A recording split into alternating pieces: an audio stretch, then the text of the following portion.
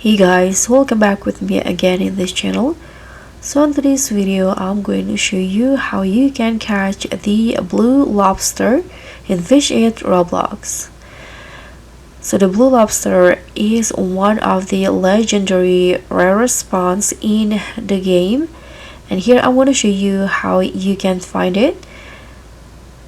So first, what you need to do here is just sail or travel to the coral reefs, and after that you can just find your favorite spots. But for me, I got the lobster while I fish at the top of this mushroom.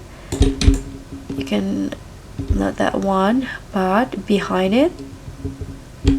Okay, this one's right here. You can go to the top right here, and for the bait, you can use the singularity bait, and you can also use your best rod such as element rod for me.